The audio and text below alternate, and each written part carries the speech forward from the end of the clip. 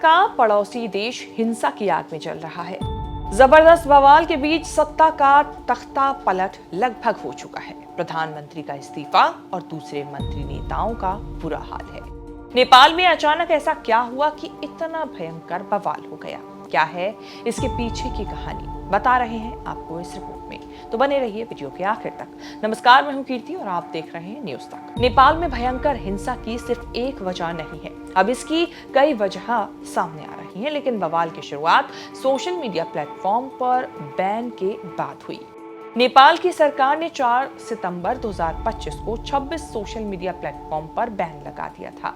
इनमें Facebook, YouTube, Instagram जैसे कई प्लेटफॉर्म शामिल थे। इस फैसले से युवा प्रदर्शनकारी भड़क उठे। ये लोग अभिव्यक्ति की आजादी और संपर्क के लिए सोशल मीडिया पर काफी हद तक निर्भर रहते हैं। इसी बैन ने जनता के एक बड़े तबके के अंदर ही अंदर धड़क रही चिंगारी को आग बनाने का काम किया। दूसरी बड़ी वजह बताई जा रही है बड़े पैमाने पर फैल रहा भ्रष्टाचार। दशकों से नेपाल में भ्रष्टाचार एक प्रमुख मुद्दा रहा है।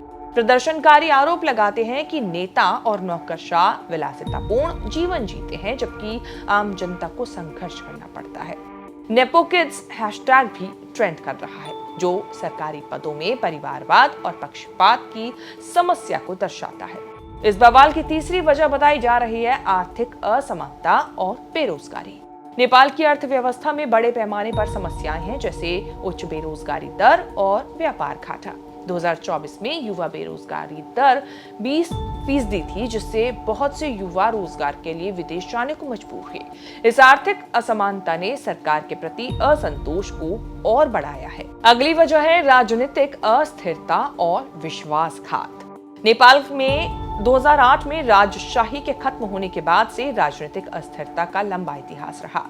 इस छोटे से देश ने महज 17 साल में 14 बार सरकारें बदल दी।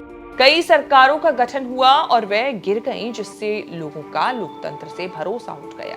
प्रदर्शनकारियों को लगता है कि सरकारें सिर्फ अपने फायदे के लिए काम करती हैं और देश की प्रगति के लिए कोई ठोस कदम नहीं उठाती। इसके अलावा कमजोर शासन व्यवस्था को भी इसकी एक वजह माना जा रहा है।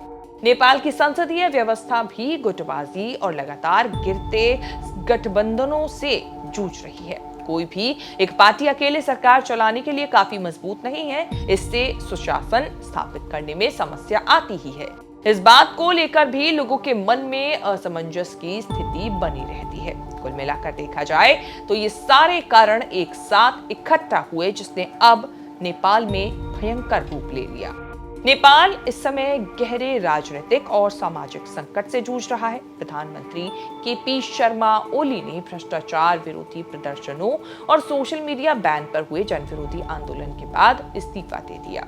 इन प्रदर्शनों में पुलिस कार्रवाई के दौरान अब तक 22 से ज्यादा लोगों की मौत हो चुकी है और सैकड़ों घायल हैं।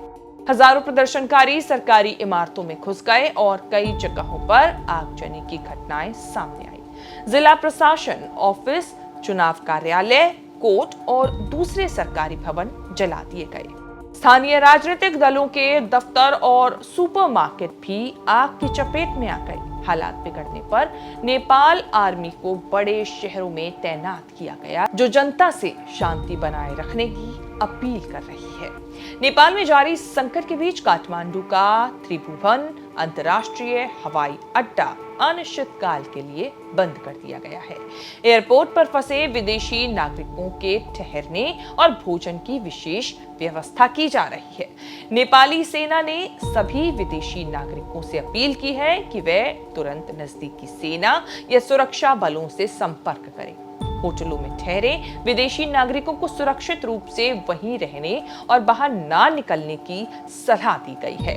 नेपाल में हालात लगातार तनावपूर्ण बने हुए हैं। सेना ने एहतियाती कदम उठाते हुए पूरे देश में कर्फ्यू लगाने का फैसला किया है। ये कर्फ्यू शाम 5 बजे से सुबह 6 बजे तक लागू रहेगा। काठमांडू की ताजा तस्वीरें नेपाल की गंभीर स्थिति बयां कर रही हैं।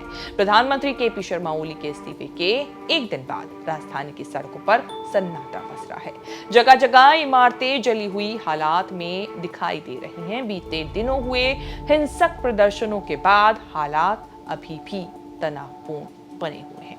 इस रिपोर्ट में इतना ही। इस रिपोर्ट को लेकर आपकी क्या राय है, कमेंट करके जरूर बताएं। तरह की खबरें आगे भी देखने के लिए देश विदेश से जुड़ी तमाम बड़ी खबरों के साथ अपडेट रहने के लिए आप देखते रहें न्यूज़ तक।